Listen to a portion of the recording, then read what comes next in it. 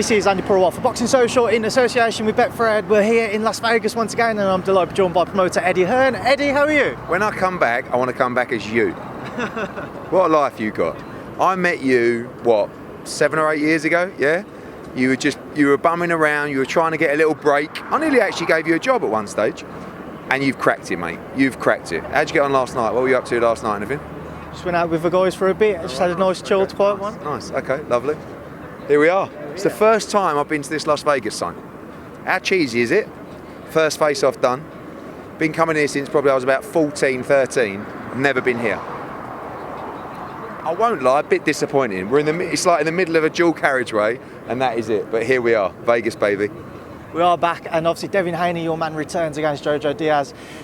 I asked Devin this, and I'm putting straight into you. Given what happened to Teofimo on the weekend, how important is it that he doesn't look beyond Saturday night? You know, after the fight with George Kambosos and Teofimo Lopez, Devin and his dad FaceTimed me like backstage, and they were like, "What?" I said, "Guys," and Devin went, "Listen, I'm not even thinking about it.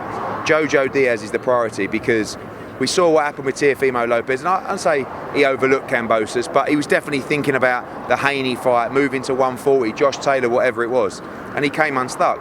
This fight on paper is actually a lot more competitive than people thought Lopez Kambosos was, and look what happened there.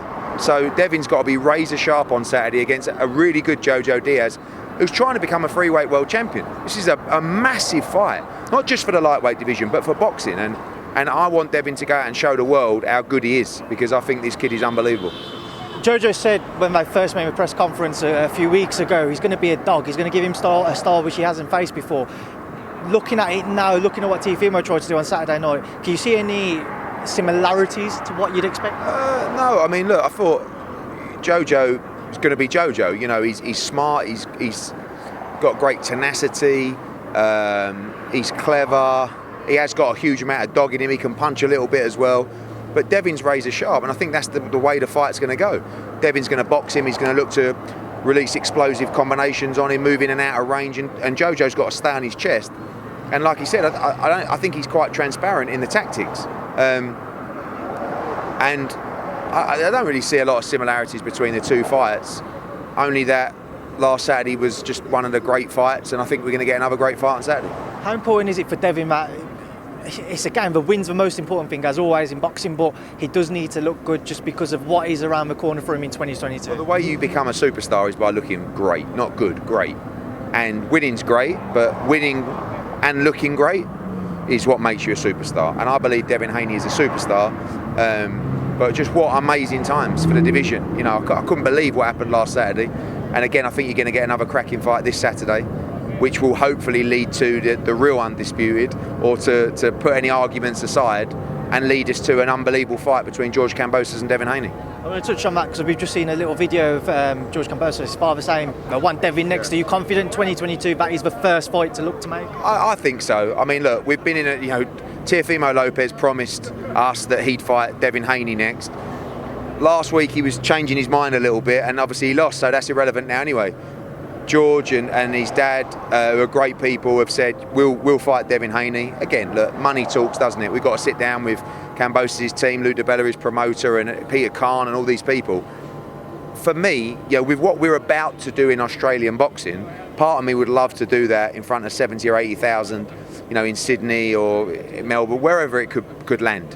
Love to do it in the US as well, and obviously Devin will probably prefer it in the US, but I don't think he would have a problem travelling either. So we're open to all suggestions, but let's just forget the undisputed argument. This is the real undisputed, and this is the best fight in the division, but it's totally irrelevant if Devin doesn't win on Saturday. So this is a conversation. George will be here tomorrow. I think he's working for DAZN this week.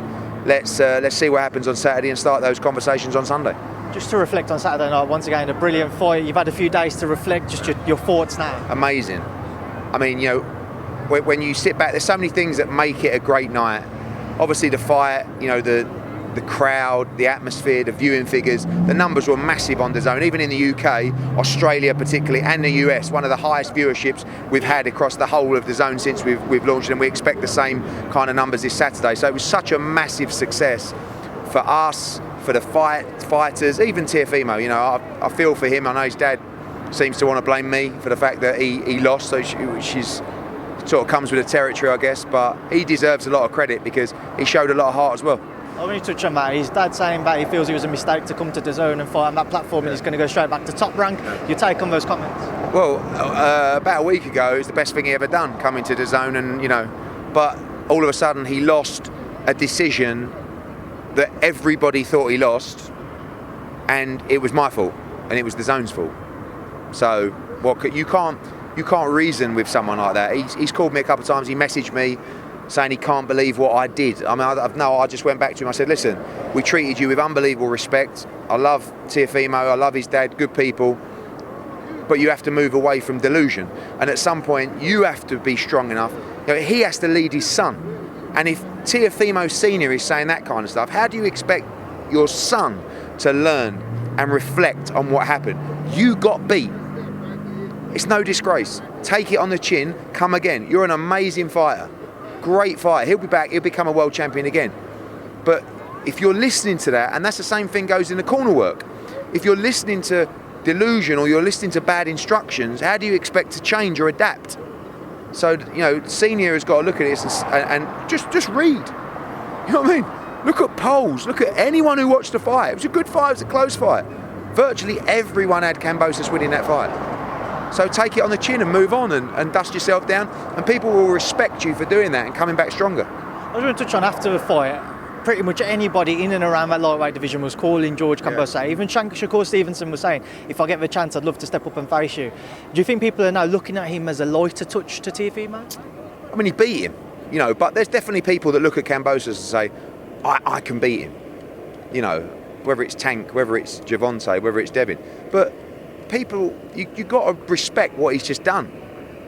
George Kambosos has just come to America and beat Teofimo Lopez. And he hasn't done it by getting on his bike for 12 rounds. He's got it by holding his feet, gritting his teeth and fighting back and trading up and boxing smart and moving. It was such a brilliant performance.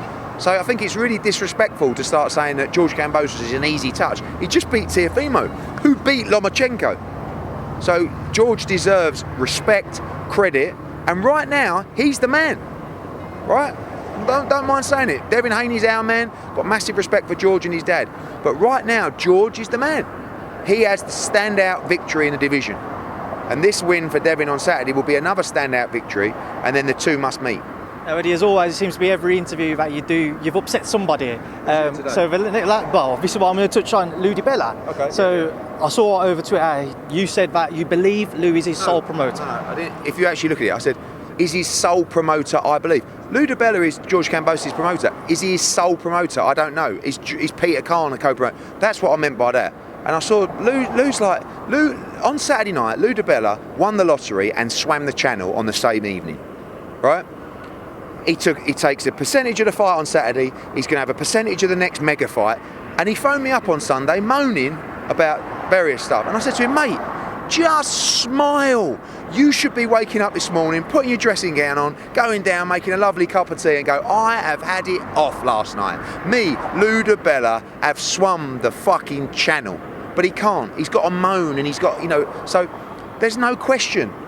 And he said, don't you talk to George. I don't want to talk to George Kambosos. You're his promoter. Anything that happens will happen with you, Lou. But it's this sick disease of boxing that makes people so miserable and bitter. And I don't blame him. I don't blame Lou. And I don't blame Bob. And I don't blame Frank. And I'm not there yet, but maybe I'll get there one day. It's a horrible, horrible business. Horrible business. And it makes people so angry and bitter. And I said to Lou, just smile, mate. For all the shit that this business gives you, Saturday night gave you an unbelievable result. Yeah? So be happy. Another man you've upset, somebody who I would never want to upset, is John Fury. So I'm sure you've seen that. So firstly, BT and Frank Warren are smashing you to pieces. Your thoughts? Yeah, all over the place. I mean, I can't believe it. The shows they've put on lately, absolutely tanning my backside. With all I said, you guys asked me, right? So you said, what did you think of the press conference? I said, I thought it was distasteful. That was it. And then, but they slagged me off every interview. So I say it's distasteful, and apparently I'm now getting buried in a grave or wherever I'm going to get buried.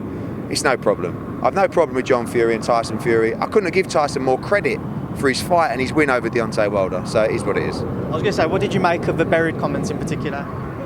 Listen, mate, I've had worse. You read my Twitter every day. So people have been messaging me saying, you should go to the police about it. I said, mate, listen, you should read my DMs, yeah? If you want to talk about horrible things being said. This is part and parcel. If you don't like it, get out. So you can say what you want to me. You can try and talk about killing me, burying me, whatever you want to do. It's no problem. It's the business we're in. Eddie, I want to give you a chance to send John a message because I'll make sure he'll get it as well. You want to message? Listen, got nothing against John or Tyson, but you can't just expect to say things about someone, say things, and you get one little sentence of, I thought it was distasteful. Who didn't? I mean, they had to issue an apology, but no problems with John Tyson. Good luck to him, live your life, and please don't bury me anytime soon. And one other thing which I wanted to get your thoughts on, just John's comments away from yourself. He said there's no VADA testing for Jake versus Tommy. Obviously, you've worked with Jake previously. I just want to get your thoughts on that, if that is actually true. I have absolutely no idea. I mean, when Jake boxed with us, it was an undercard fight. There wouldn't have been VADA testing other than on the night, probably. This is a main event, Showtime pay-per-view, BT pay-per-view. I feel that in those kind of fights, you should have VADA testing. It's not my business. I have no idea. I'll speak to the promoters and speak to the broadcasters. Just moving on to a final topic, Eddie. Kalmbrook at 149. Your thoughts? Because I remember when you was trying to make it, around 150 was the talk. I can't remember what we were talking about. 149 and a rehydration or whatever. I don't know. I mean, look, so you see the size of Kel yesterday. It's horrible seeing Kel get anywhere near 147. But it's